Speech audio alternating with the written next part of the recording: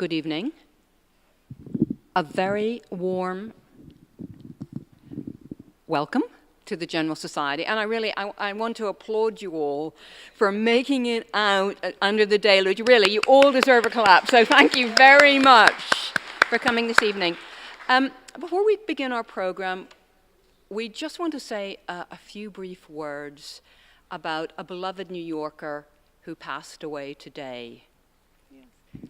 So, greetings, everyone, and we just wanted to at least reflect on Tom Wolfe, a great New Yorker and writer and lover of this very space that is all about literature. And as many of you know, we go back to 1820, and I'll just share with you a note we had received from one of our members who just felt she had to write. And I won't read you the whole note, but I thought of you today as I read Tom Wolfe's obit. My husband and I, decades ago, came to Wolfe's reading there, sponsored by the Small Press, which was one of our programs here. Though Wolfe was hardly a small press writer, just loyal to literature and writers and to craft. In his trademark white suit, he described writing Bonfire of the Vanities in that central room, loving the skylight, just loving the library. And she just goes on to speak about the General Society and Mr. Wolfe. But we just wanted to say something about him this evening. And God rest his soul. Yeah. Thank you.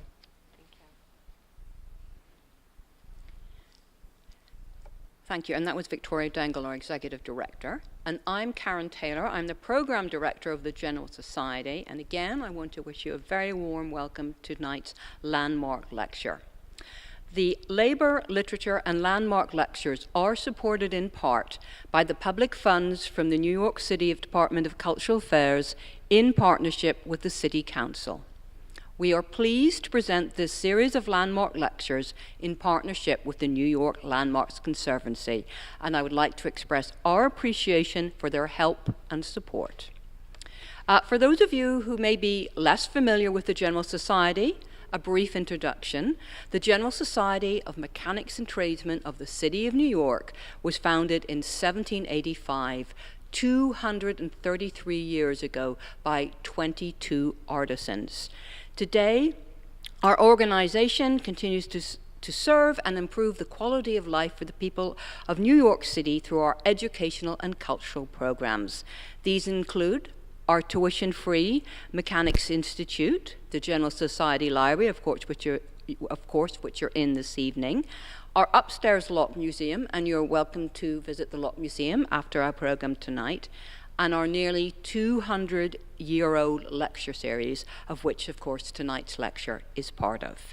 You will find an informational postcard on your seat to provide more information on the General Society. The 2018 Landmark Lecture Series is curated by Lisa Easton, a partner in the New York-based architecture and historic preservation firm Easton Architects, and Lisa is very, very sorry that she cannot be here this evening. We are fortunate, very fortunate, to have two speakers here tonight from Howard L. Zimmerman Architects. They are Joan Berkowitz and Carolyn Caste. Joan Berkowitz, FAPT, is an award-winning preservationist with 30-plus years of experience as a project manager and building conservator. At HLZA, Joan provides project management and construction site administration, performs investigation, prepares specifications, and gives company-wide supports and materials conservation issues. Recent projects include the rehabilitation of 20 Exchange Place, 67 and 63 Wall Street, and restorations of the New York Marble Cemetery and the New York City Vietnam Veterans Memorial. Carolyn Caste, RA, has over a decade of experience with the exterior restoration projects on low, mid, and high-rise buildings.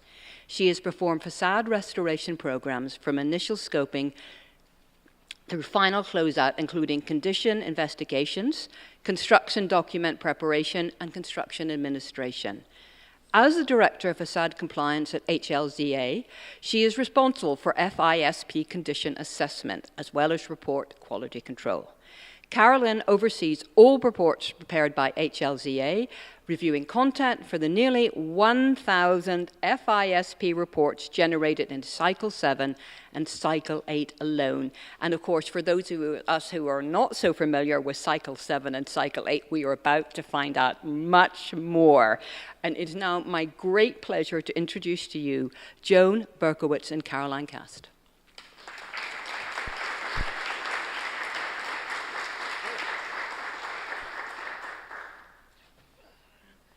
I'm Joan, just so you can differentiate between the two of us. And this is Carolyn, and she's going to take it away. Good evening, everyone. Thank you so much for being here tonight, and I know what a struggle it must have been to walk out into that pouring rain. I actually pre-scheduled that to make sure that the least amount of you will be here, because I'm a little nervous, but hopefully our content will be interesting, and we do have a section for questions and answers at the end, so please feel free to ask away at that time.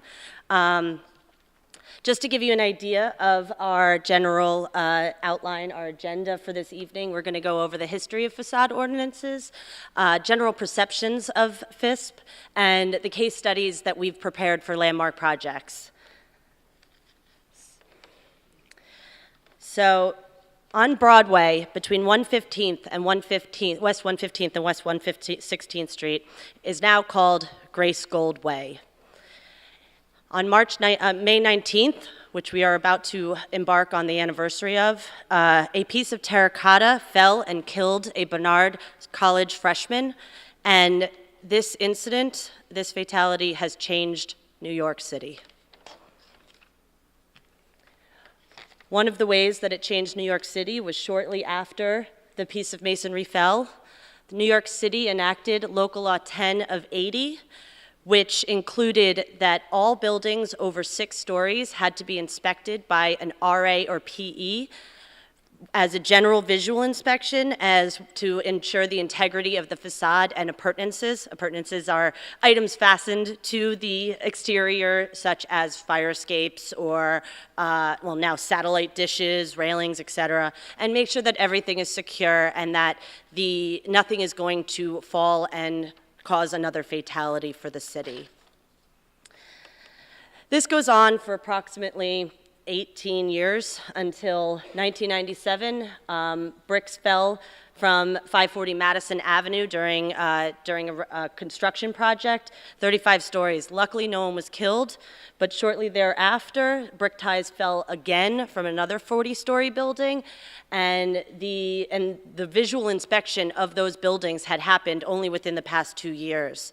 So the city took another action and enacted Local Law 11 of 98, which included a close-up inspection of the exterior of the building. The close-up inspection at that point has to go from roof to grade, and you have to inspect the entire facade, the entire area that, to be honest, I've inspected hundreds and hundreds of buildings around New York City, and the amount that you see just from a visual binocular inspection or through your telephoto lens of your camera, or even terraces, setbacks, balconies, roofs, you don't see nearly as much as you do when you're doing a close-up inspection. And also, one of the main things that we find very useful is while we're doing that close-up, we can tell if there are systemic issues with the building. So if we have vertical cracking at one location in the brick, okay, that's something that could be fixed, but if we have an entire panel of vertical cracks going up the entire facade, we have a major problem. So this was enacted in 1998 so that we could have a closer look at the conditions on buildings, and now that is mandatory to perform at least one street inspection, close-up inspection, street facade close-up inspection. In 2010, the Department of Buildings kind of revised the previous Local Law 11 and calls it now 1 RCNY 103-04. And if you go into the DOB and say that, they'll pretty much do anything you want because you know what you're talking about. But the FISP Inspection Program, as it's now called, is a staggered filing. So every 2 years, the the building owner has 2 years to submit a report to the Department of Buildings, and it's now staggered. So there's an A window, the windows are based on your block, the last digit of your block of the building. There's an A window, there's a B window, and a C window, and they are staggered 1 year apart. Everything is due February 21st of that year. I don't know why, but that is just the way it is. And so for the 8th cycle, because every 5 years these inspections have to be performed, we are now currently in the 8th cycle, which means these have been ongoing for almost 40 years. For the 8th cycle, it was due February 21st, 2017, 2018, and 2019. So we are approaching the last window, the last closeout of the C window, as it's called. In 2013, there was unfortunately another fatality where a young woman was leaning on her guardrail of her balcony and fell. The guardrail gave way. This added another level that the Department of Buildings added into the FISP inspection requirements. And actually, they didn't wait for the 8th cycle to begin. This was in between the 2 cycles. They enacted it immediately that all guardrails, railings, and parapet walls had to be re-inspected by all of us as a supplemental inspection to the previous 7th cycle. So there was a lot of railings to inspect in New York City.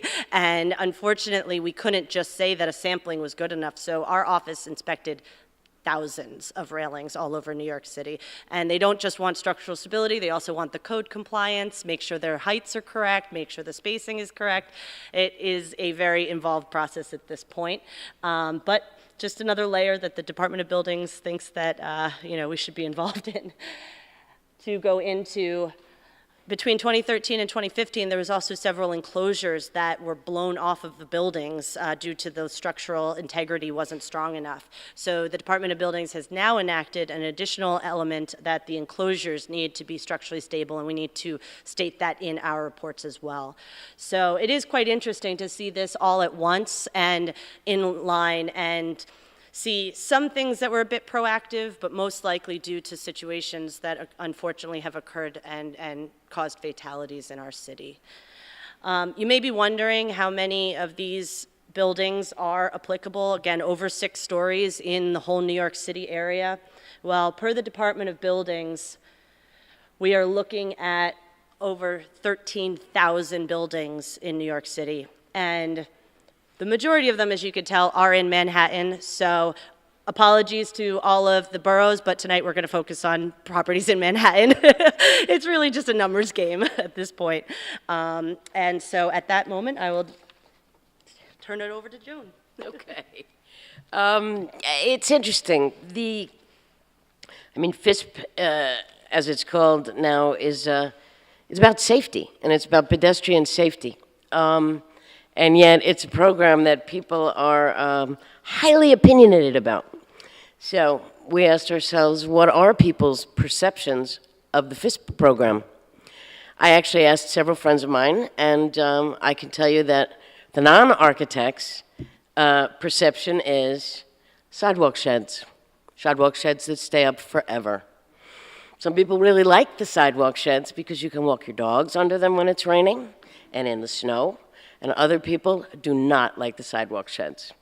When I asked some of my more architecturally oriented friends, of course, they said sidewalk sheds. But then they said loss of ornament and loss of certain kinds of historic fabric. I mean, this picture I took the other night on the way home. It's West 86th Street, it's Amsterdam, and it's Columbus. And that shed that day, it's down a little bit, ran the entire city block. I mean, it's absolutely incredible. And the right half of the block happens to be in a historic district, and the left half is not. Appears not to make any difference. So we looked. Perception, actually, I think perception is partially correct. It turns out there are more than 7,000 sheds up. It turns out that's more than 1.5 million feet of sidewalk shed. However, misperception. These sheds do not generally stay up for more than 300 days, and that in itself is quite an accomplishment. Because as Carolyn and I will show, the projects that we work on sometimes take 5 years to finish, 2 years, 3 years. So the kind of, I guess the myth that the bridge goes up and stays up for 10 years turns out really not to be true. I don't know what the learning here is. Maybe we all missed a business opportunity in the 80s. We should have invested in pipe and plank.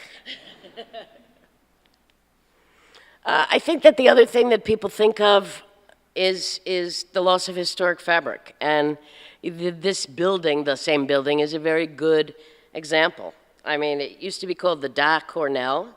Now it's called the Deerfield. It's a very good illustrator of lost fabric. It's a Blum Brothers building. It is a pretty building, or it was. It was built in 1910, 1911, not in a historic district, but up on Riverside Avenue and 145th Street, so not protected. It lost the very large cornice,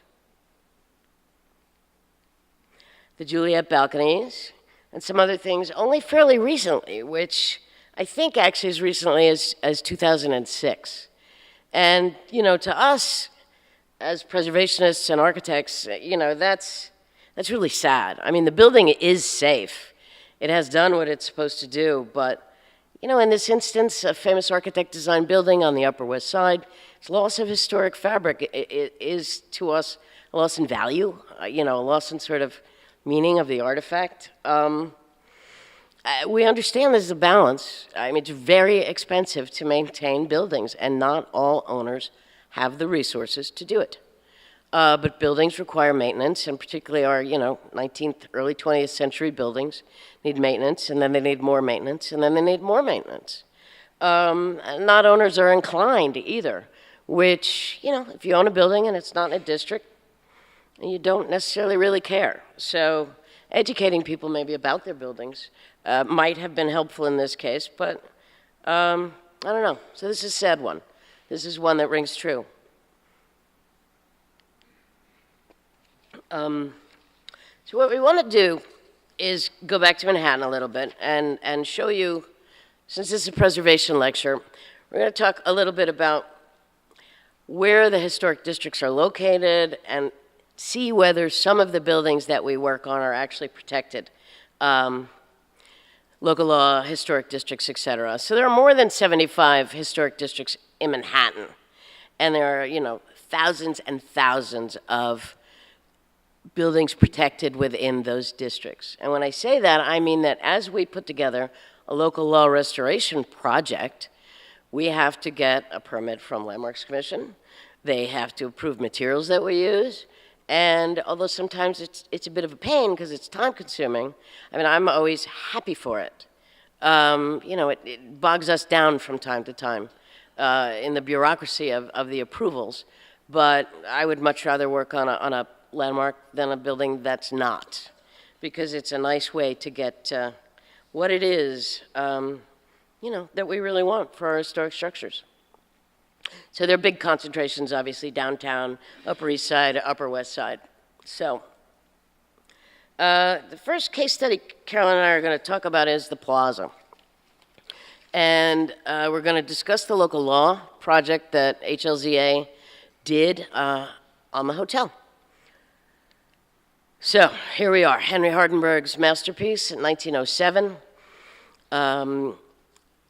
HLZA was retained for the Cycle 7 project, and because an element fell, it literally dropped on the street. Nobody was hurt, but, you know, that starts a whole sequence of visual inspections, sidewalk sheds, permits, and mandated work. It's a beautiful building. It was designated a landmark in 1969. It really anchors that west side of Grand Army Plaza and sits at the bottom of the park. It's an iconic building in New York's history. You're supposed to giggle. We didn't want to give him any press, but I couldn't resist. And it's just, I mean, everybody knows the Plaza. We're at home with it. It comes into our houses. It's in movies. It's in TV shows. North by Northwest and Home Alone and The Way We Were. These are really images that are very, very familiar to most of us. So the building, people, I don't know, have a funny kind of ownership, a public possession of this one in some way. It's a gorgeous building. It has rich ornament, it has balconies, and little balconettes, and effusive projecting ornament. There is terracotta on this building, there's white glazed brick, there's marble. While my colleagues were there, they found earlier replacements that actually where marble elements had been replaced in precast. So again, Carolyn said, when you're on the street, until you touch that building, you don't necessarily know what's happening. You could just walk by that and think, that looks great, boom. That is the boss that fell. You can see on the right, I think that's the one that fell from there. If not, another one fell from there. That weighs a lot. That's a fairly dangerous moment. So that triggered an unsafe filing. And, again, starts off this whole process. There are other bosses elsewhere on the building that are actually made of terracotta, and these are not without issue as well. Starting to fall off, several stories in the air. And these are even better. These are duct taped. And they're duct taped with painted duct tape.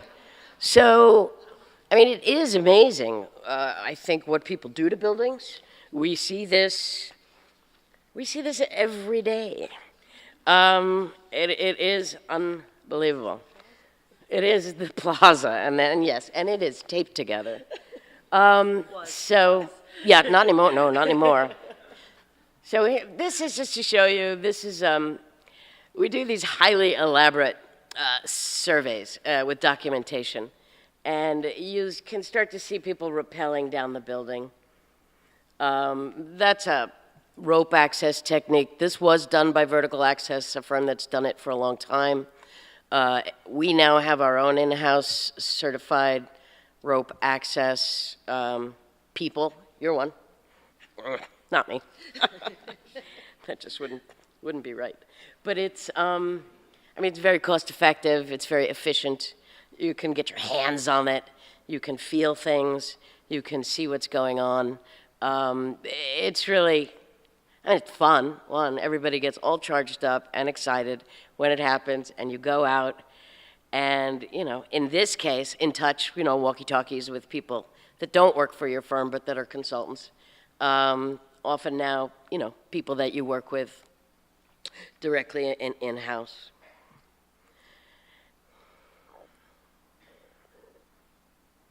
Oh, I think it's going to play again. So, you can really start to see as you climb around, you can pick off pieces of, deteriorating marble, and you can see cracks and different things in spalls that you just can't see with at magnification. And, we sort of driven that point home.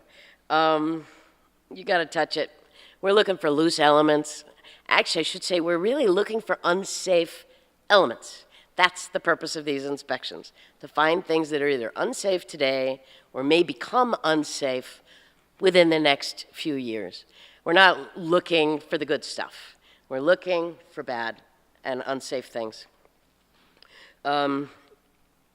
We certainly find all kinds of, again, previous repairs, and this goes to make the point, there's a very tall corner crack, so we would imagine and we would find there is a rusting steel column concealed there. Nobody ever actually took this apart, I think, and fixed the underlying issue. But often, we all do it. We'll put a Band-Aid on a project, or we'll put a Band-Aid on something that's deteriorated. I didn't mean to do that, but that's okay. There we go. This, again, a piece of flashing that somebody put over a balcony. And in fact, it has ended up really, trapping moisture under there. So water penetration, rusting steel, corner columns. This is the kind of thing, you know, that we find every day. I mean, we see local law projects not as sort of the enemy or the whatever, but actually as opportunities. That's what I told myself when I went to HLZA, and I think my colleagues believe it as well. It's a way to make buildings safer. It's a way to make buildings perform better, and it's certainly a way to make them look better. I mean, these elements were able to come back in brand new terracotta, and they had been deteriorated, and now they have some detailing that works. This is just a kind of a fun little aside, because we were having reflections today. But it's really, everybody knows what those black construction nets look like. They're everywhere. And the Plaza really decided to do something different. They wanted to send a signal that said, we're still here, we're open for business, come on in. And so HLZA brought a company in from Michigan called Breton Banners. It's the largest banner maker in the United States, maybe the world.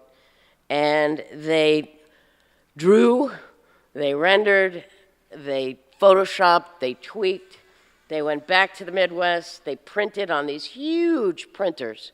They tried actually different densities on this white net, and this white net had to pass all the same, you know, certain particulate size, it had to resist winds, it had to be fire resistant to a point, and so on and so forth. And there is here we go. So over a 2-day period, 18 things of nets were unfurled over the Plaza. So basically, this really created like a trompe-l'oeil mural in front of it. Yeah, it's a construction fence or netting, but it really, you know, it's huge, and it made I think a nice difference. I mean, it's interesting to note that the hotel went for this on their elevations, but the condo owners on the other side, they didn't care, and so they did not want to pay half as much again. I think for a very special, you know, netting to do their part. They knew they were open for business.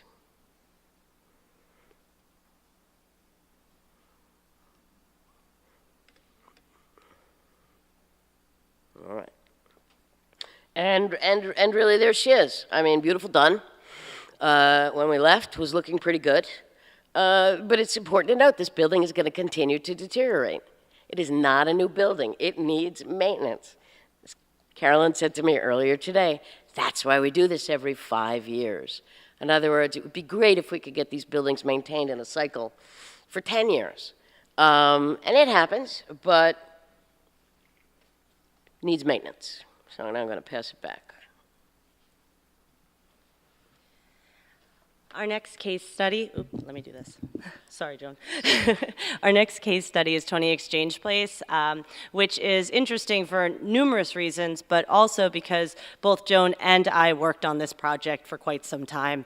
After a few years, I actually took a leave of absence from HLZA, and Joan took over for the remaining 2 years. So I'd like to think that I did all the legwork, but she really wrapped it all up. But 20 Exchange Place is downtown in the financial district. It's in between, well, it's an entire city block big, but obviously the blocks down there are smaller. It's between Exchange Place, Beaver Street, Williams, and Hanover Street. So right next to Wall. Wall is the large vertical one, horizontal one right above it. It's a landmark building, finished in 1931. It is also, it was originally the City Bank and Farmers Trust building. It has a 26-story base and a 31-story tower, so in total 57 stories. And yes, that is the highest scaffold drop I have ever been on. It is quite windy up there too. So the main materials that are on this building are limestone. It's mainly made of limestone. The panels are extremely large. They are in various sizes, but mainly 4 feet by 4 feet and 4 inches deep. In some places they were 6, 8 inches deep. In some places they were only about 2 inches deep. And it's also iron-flecked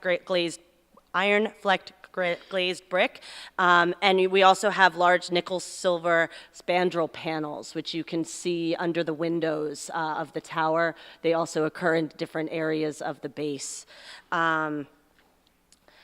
So this is a lovely historic photo that we have of the building back before that area was developed. It's actually quite hard to get a full-length photo of the building at this point. And this is a photo of the interior. The interior of this building is quite stunning.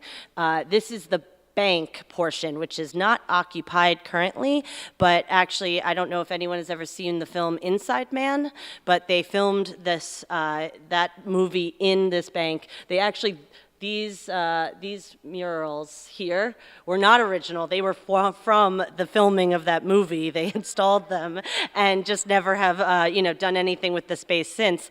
Actually, when we were in construction for this project, we held our construction meetings in this space. I have to say, it's the most beautiful space I've ever had a construction meeting in. But it's just stunning. The whole lobby entry is beautiful.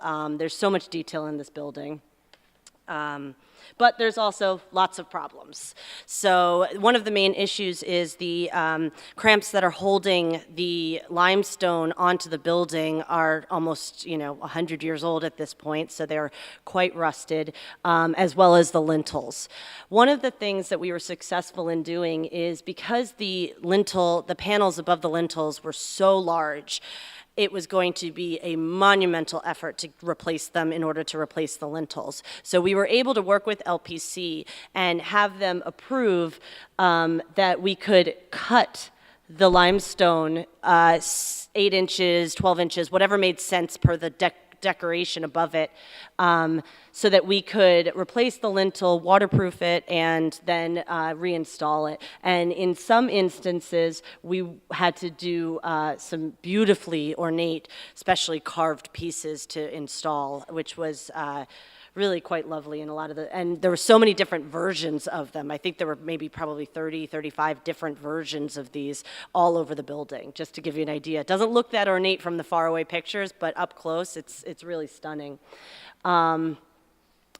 We also had some instances of large spandrel repair. So in this instance, this is actually the outboard side of a parapet wall at the 26th floor, so the top of the base. And we found this crack was almost 6 feet long. So it doesn't look that long there, but it was quite sizable. So we removed all the pieces from the spandrel area, opened it up. Luckily, it wasn't too bad. The steel behind it wasn't too bad, so we didn't have to actually replace the steel spandrel. We were able to clean it up, scrape it, paint it, prime it, waterproof it, and reinstall as many of the panels, as many of the pieces of the limestone as we could. I think from this picture, we did a pretty good job of restoring it, so you can't, even from the 19th floor step back terrace right below it, you can't tell the difference. So that was a win for us, and a win because we didn't have to refabricate the limestone. So in our investigation, as we worked our way up from the base, we found at the tower has two kind of main material areas. You've got the flat sides of the square of the tower, which has the flecked glazed brick and the nickel panels. And then you've got the chamfered corners, which are just pure limestone for about 30 stories. So limestone panels for 30 stories. So unfortunately, in our inspections, we saw effectively huge vertical cracks. And we determined that they basically went the entire length of the corner. This is the northeast corner also, so it's extremely exposed to weather, and obviously that's why it had the worst conditions. But we did some close-up inspections and found many previous repairs. So obviously this has been going on for quite some time. We had previous repairs that were again, cracking and spalling. We had previous pins. In some instances, they were only pinned on one side, which is a little scary too.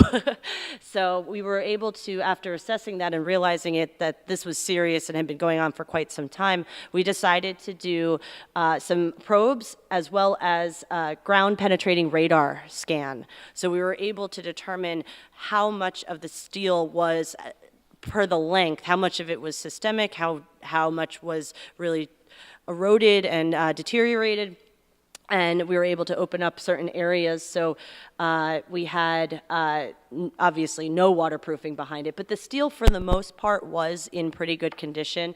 And this is actually a picture of the lead flashing that is still intact in there. So even though no one wants to use lead, it's still intact. But it wasn't obviously doing anything. So that led us to a 30-story pipe scaffold of that corner on top of the base of 26 stories.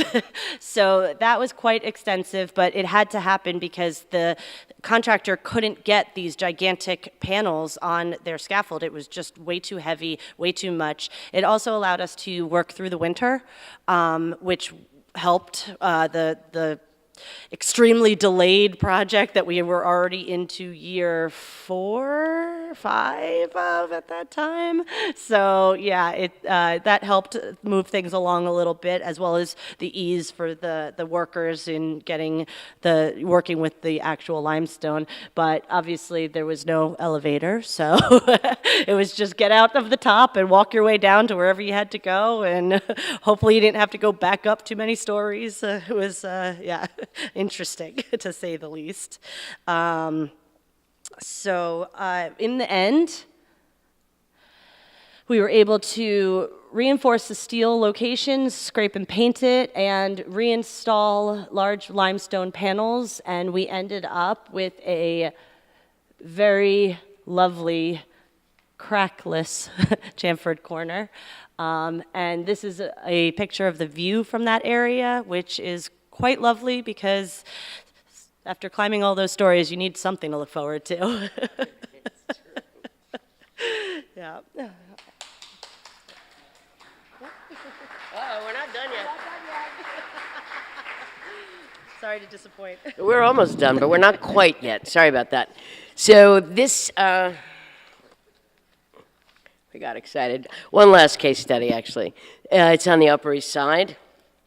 It's, you know, a pretty 1924 JER Carpenter Cooperative. Park Avenue, it's in the historic district, but this district was not designated until 2014. We've been working on this building for almost a year.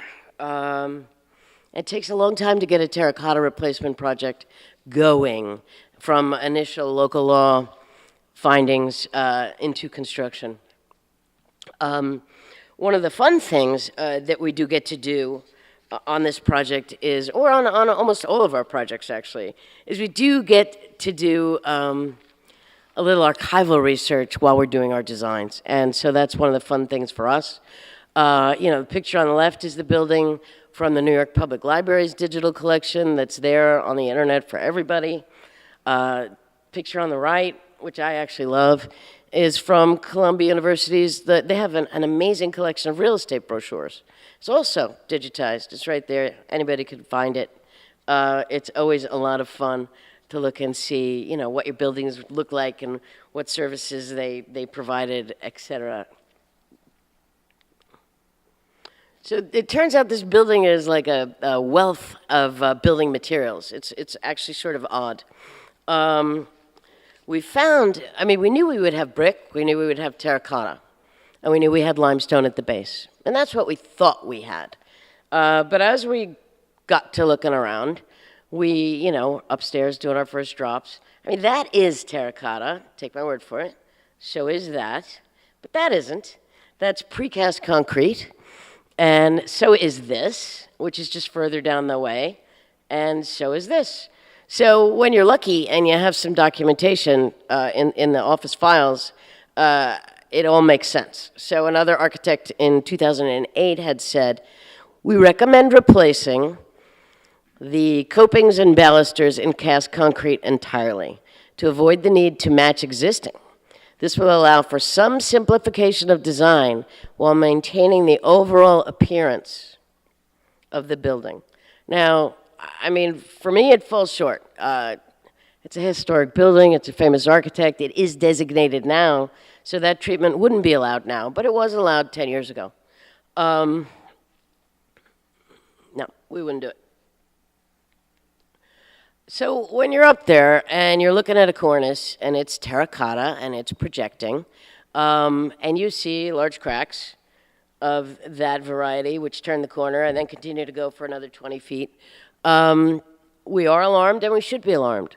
I mean, this is unsafe. This triggered an unsafe filing. So we took the unit off the next day. You know, next week we have to call 311. We have to file a FISP 3, an unsafe form. Up the sidewalk sheds go, and so begins the project. You know, particularly though these overhanging units that hang out, you know, have a lot of weather, particularly units on the corner. And this is hanging out over 87th Street, or it was, it's gone now. And when you take off these units, and some of this process is destructive, you know, we're not surprised to find, you know, really, really corroded steel outriggers. So you have this outrigger that's supposed to hold, you know, a piece of terracotta that weighs hundreds of pounds out. And, you know, nobody maintained the joints, water's coming in, they're corroding, and this one has lost, you know, inches worth of section, and if it's lost inches worth of section, it's stressing out the units, and it's lost inches worth of support as well. We found other surprises. I mean, when we really started staring at this building, we were like, why are there screws on the terracotta? It's not terracotta. You know, somebody had replaced the bottom piece of a very large projecting water table or cornice with fiberglass. I was recently told by a fiberglass expert I saw who's here that it wasn't very good fiberglass, but nonetheless, it's fiberglass. So that's terracotta, and that's fiberglass. And if you start to see little screwy attachments, you know that it's different material. This is also a lesser water table that was replaced with fiberglass. I mean, they have tried to retain the level of detail, but I don't know if you can see, it's filthy and it's clean. It doesn't weather like terracotta. It is one of the substitute materials that's available, but it's good fiberglass is really good. Bad fiberglass is not so great. So there are places for it. I particularly like to see it on cornices, very high up, not on lower bands necessarily. Again, you know, outward hanging terracotta units with big cracks. If you happen to see, you know, big X's on units, on buildings, that means this unit can no longer be saved. I mean, as an office and as a city, we used to try much harder to save different units with pins and blind pins and other things, but the New York City Department of Buildings is seriously cracking down on what we are allowed to do and not do, and they are not enthusiastic about blind pinning and other things and certain repairs that we've been doing for years and have been sending back our drawings for us to revise them. And so, I mean, my worry is actually a lot of historic material will be gone. Some of it, however, will be replaced with nice historic materials. Some of it will be replaced with other substitute materials. You know, other things that we see on terracotta, just, you know, glaze issues. There's a blister, it's about to go.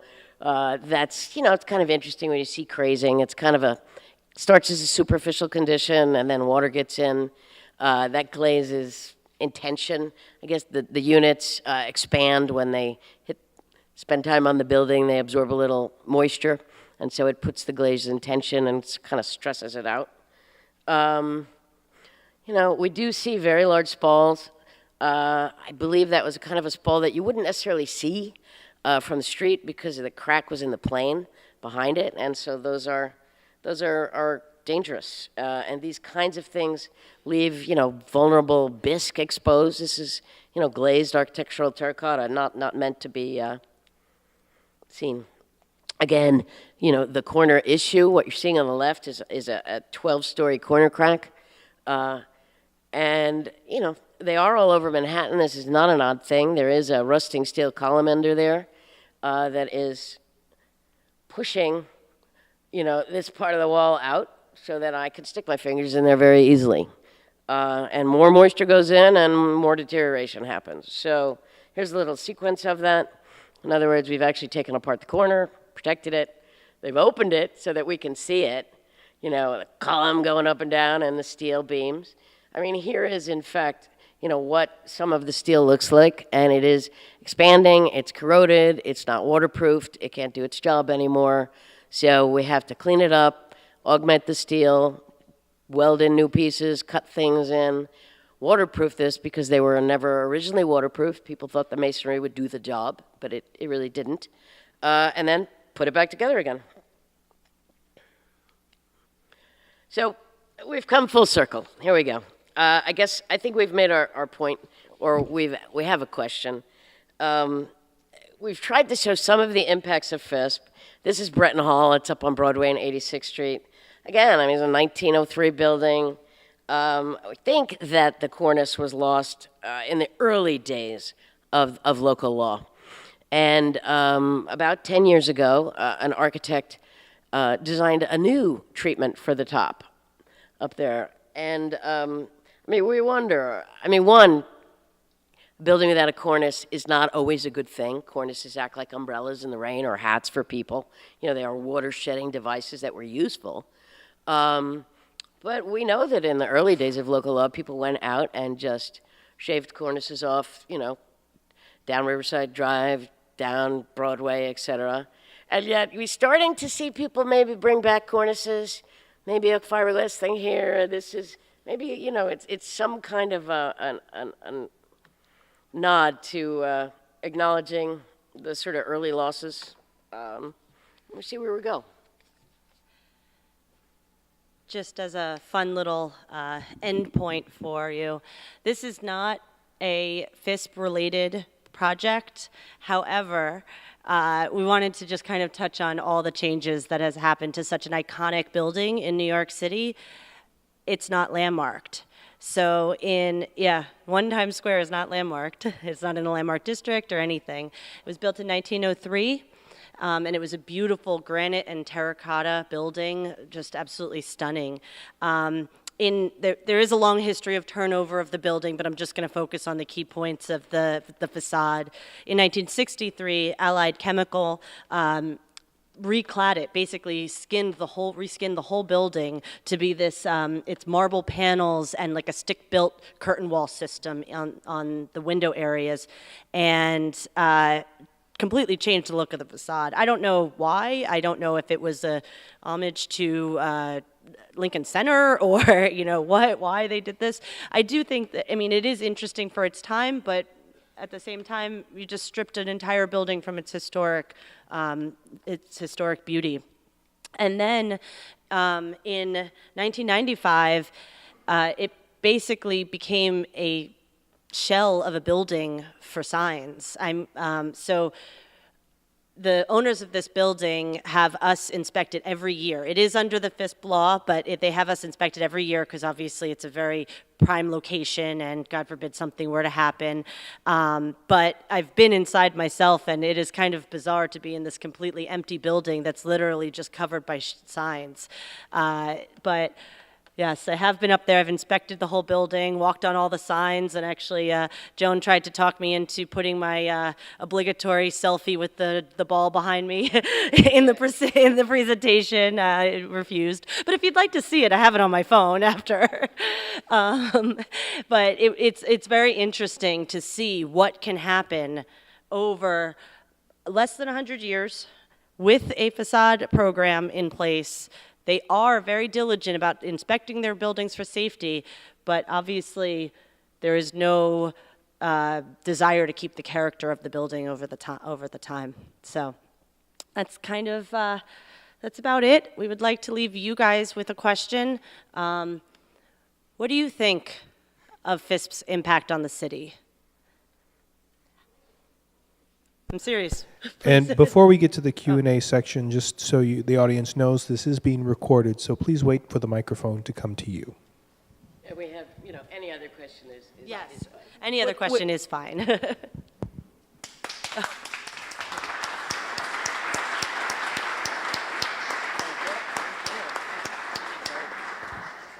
Well, is there someone in the audience who would like to immediately answer that question?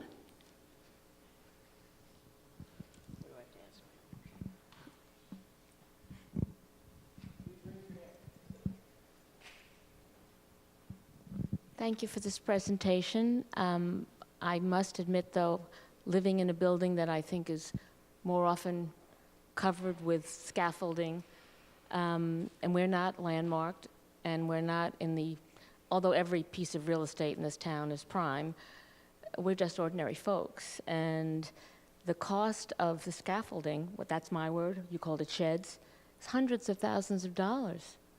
Hundreds of thousands. And from my perspective, I think it's a great law. I think we have to do it, but it just seems like there's somebody profiting from it. Hello? And, you know, you would think that since it's the law that perhaps there would be some legality of what they could charge and so forth for the scaffolding, because I want to do this. I don't want anyone to be hurt. My building is quite old. I'd love to keep it looking attractive. But that scaffolding, forgive me, scam? I'm sorry. Is there anybody looking into how we could make this less of a problem for the building owners? I mean, it's funny. It's a problem, and yet it's not. I mean, if there's a scaffolding up, it's up because your building is unsafe. Right. If your building has become unsafe, then that means that, and one just went up in front of my building, and everybody's all annoyed about it again, is that how have we let this happen to my building? How have we not maintained my building? And now then the question is, well, what can we do to fix my building? What kind of loans do we have to take out? How are we going to finance this? Let's just get it fixed so we can get rid of the scaffold. So I think people don't do the work. And it's cheaper to keep a scaffold out than it is sometimes for people to do the project. There are fines for people who don't do the work. I'm sorry if that's, I'm looking at it from the, you know, we want to do the right thing. Our building was supposedly constructed by this same person who designed the Empire State Building, blah, blah, blah. And every time it happens and there's a problem, we know we have to deal with it. But I'm just saying that because of the fact that it's happening everywhere, it would be nice if when you were told that you had a problem, that perhaps there could be something, like a package deal, you know, like, okay, or some way to regulate the people who have to do the work or so forth. That's all I'm asking. I hear what you're saying. I use this analogy all the time. I equate buildings to cars. So with a car, you have to change the oil, you have to rotate your tires, you have to, you know, do your standard maintenance. And that is very similar with buildings. People don't realize that when they're purchasing an apartment or whatever, but buildings require maintenance as well. Every 20 years you need a new roof, every, 50 years you need to repoint. It is a different timeline, and unfortunately, depending on the life of your building, you have certain, just as you have to change your tires at 60,000 miles, you need to do certain things at certain times. So while I do understand that, you have a situation, what you're asking is similar to saying, well, why don't mechanics have set rates? Right? I wish they did, but it is, you are going to a private company requesting a service, a shed company or a contractor or whatever, and there is bidding, and you could get different proposals just as you could take your car to several different mechanics, but there is a going rate for standard labor and standard materials.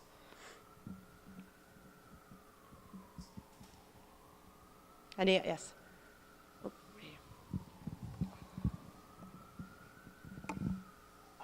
Yeah, I feel like it's a very good law, and I'm totally sympathetic to the reasons for it. I do feel like the law of unintended consequences, though, has come into play, and that in a way it's created a monster with all this scaffolding. And it's not the scaffolding on one building, it's the cumulative effect which you addressed. And I think between the vast amount of scaffolding, which feels to me like it stays up on the average for way more than a year, and all the empty retail spaces, I think big swaths of the city, like where I live, near Broadway on the Upper West Side look really bad. I mean, it upsets me a lot when I walk around, and I'm embarrassed really how terrible the city looks between those two factors. And I go to a city like Washington, D.C., or I had the opportunity to travel in large cities last fall in Spain, and I think, well, why does New York look like this, and why don't all the other big cities look like this with all this ugly scaffolding all over the place? Are they just endangering their citizens, or are we not having enough regulations also with this law about how quickly the work has to be done? Can I answer the freeze thaw? So one of the factors that you were speaking of as far as other cities go, and I do hear you on the regulations of how long these things take. However, being on the projects, you uncover things that you don't necessarily know that you're going to uncover, and then things have to change and things modify, like the 30-story vertical crack that we observed that needed a major restoration. However, the other thing is location.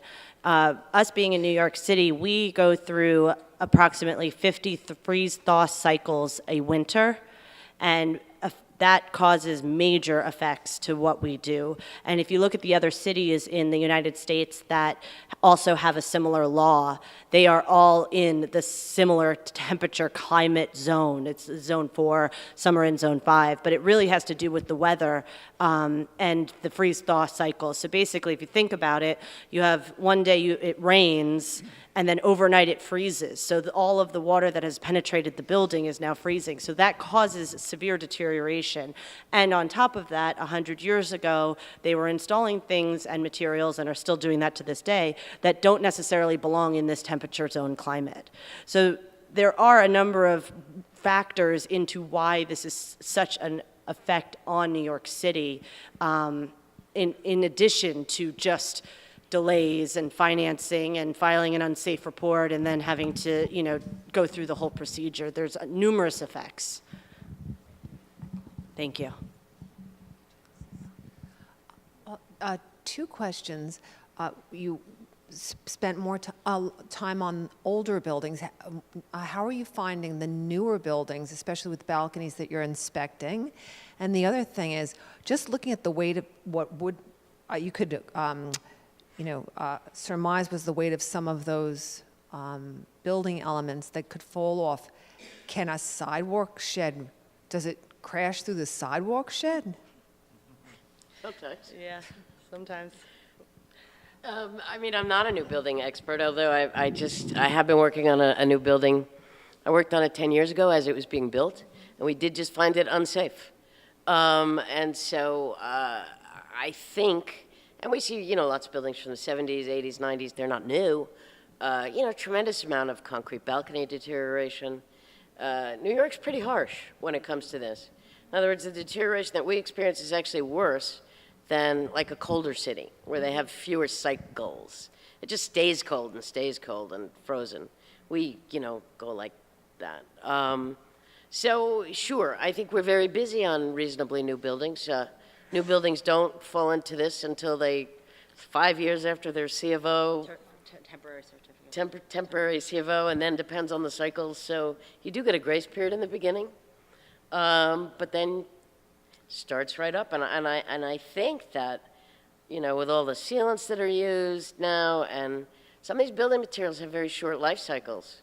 And so we're going to see more issues. We do see, we did focus the lecture, as this is a landmarks related lecture, on older buildings, but there are also significant problems with newer buildings depending on the type of construction and other factors. But I would say, unless you're under 6 stories, you're not immune to this. And then if you are under 6 stories, you still have, per the code, you have to maintain your facade in safe condition. So even buildings under 6 stories still get violations for failure to maintain vertical cracks, things that are deteriorating. So in the city, no one's immune to this. I'm curious what you think about all these new super tall buildings that are going up, and how will these inspections be conducted from these super tall buildings that are seem to be only built out of glass and steel. Yes. That's apparently the only building material that anybody ever uses anymore. I don't know why, but curious. You read my mind, actually, and most of the time when I see a new building, I go, how are they going to rig that? Especially when the sealant is deteriorated in 10 years and need to be replaced, et cetera. And that is one of the reasons that we started a rope access program at HLZA, so that we're able to rig difficult buildings and go out and inspect them. So I don't have solutions for the repairs of them, because a lot of the time I look at them and I'm like, wow, that's going to leak. But it's unfortunately going to be a problem of the board. Yeah, I'm not a fan of super talls. I don't think people know what's going to happen, and I don't, I don't think people know, and I don't know how it will be addressed. Yeah. With drones or something, or I don't know. Oh, I'm sorry. Oh, as an architect, I generally deal with 6 stories or less, and we occasionally need sheds. But my contractors have a limit. Their permit says how long they can keep it up. But the problem is that they don't always renew it, and the city does nothing about it. They don't come and check to see if the permits run out. And on a much bigger building, do you have any authority over that? A report, I don't know if you turn people in, but is that the way to put it, or would that be inappropriate to put it that way? I don't think we've ever turned anyone in, but we definitely, ensure that they do renew the permit. I think that we would, call great attention to that. I know on all of my meeting minutes, I always state when every permit is going to be expiring. So it's just a matter of making sure everyone knows that it's going to expire next month, and then, have that be a process. If the building is classified as unsafe, however, and you have to basically request permission, you have to request an extension of time from the city, they will check and see if the permits need to be renewed, and they will only renew it until, renew your extension until the permits expire. They'll double check, but that's only in an unsafe building classification. We had 23 90-day extensions at 20 Exchange Place. Yes, we did. Hi. So I have a question. When a FISP report is filed unsafe, does the owner has any deadline to address that situation, or is it until the next cycle, or how long can that be? By the letter of the law, the owner must address the conditions immediately, which to the Department of Buildings means within 30 days. If you do not repair the condition within 30 days, then you have a registered architect or engineer needs to file an extension of time request, and those are granted in 90-day increments, up to 90 days, I should say. And that's one of the things. However, after a while, if no progress is being made, the Department of Buildings will question it and say, what's going on with this? Why haven't you been moving on it? Because we've had instances where we've had to change contractors, we've had to change, like ownership has changed, there's been a lot of things that have happened. And the Department of Buildings does understand that, but they will still follow up and make sure that that progress is being made. Last question. Hi, I was wondering if you ever run into problems sourcing some of these artisans to make or replace some of these very complex building features, because I feel like there's not that many people that do some of this stuff anymore, particularly like cast iron or large marble and terracotta pieces. I guess I would say that in the 32 years that I've been working, there are more mechanics and craftsmen available over time. And I think that's a good sign. I think maybe there's a renewed interest in craft. I know that, International Masonry Institute, here we are, of all places, different kinds of initiatives of people trying to get more craft training in. There are only a few companies that make terracotta. There are a few companies that make the other materials. There are, brick manufacturers are consolidating. There are people out there. You have to look for them, and sometimes you have to pay a premium for them, but have yet to be able to have something where I couldn't find somebody who could fix it. So our lucky advantage is we have Joan working with us, and she has a lot of resources to pull from. And just on that note, we did bring a couple pieces of deteriorated terracotta with us, if you guys would like to take a look at that. I find it fascinating to take a look, and it gives you guys a piece of what we see up there every day. And on that note, We thank Maggie. yes. Thank you very much. Thank you, Maggie. Our lead graphic designer. Oh, Carolyn and Joan. I want to thank you both so much for really a fascinating presentation. And I was thinking throughout it that we've obviously had many landmark preservations over the year, but I was thinking no work is more vital than the work that you are doing. So really, thank you. Thank you very much. Thank you.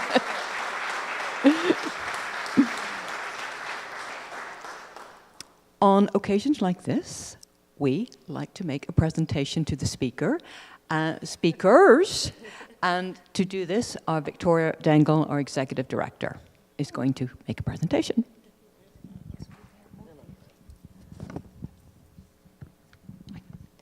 Joan and Carolyn, on behalf of the General Society of the Mechanics and Tradesmen, founded 1785, we present and express our gratitude to Joan Berkowitz, Senior Preservationist, and Carolyn Caste, Director of Façade Compliance for Howard L. Zimmerman Architects, reflections on 35 years of facade inspections. And I have to say, this was billed as, you'll never believe how interesting this could be, with that particular title. However, you hit the nail on the head, and thank you. You were both wonderful. So for your participation in the General Society Labor, Literature, and Landmark Lecture Series. So thank you. Thank you.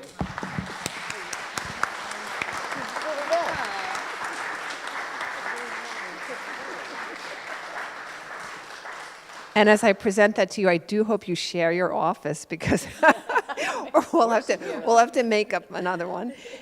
But for this we have 2 of these. We've made you both lifetime members of the library. So Thank you. Thank you very much. Thank you so much. Thank you. Thank you. That's really cool. Okay. And another thing we're going to ask you to share, but a little memento of the evening, and I think you might recognize that image. So thank you. And finally, 2 General Society tote bags. Yeah. Thank you. Thank you. Yeah.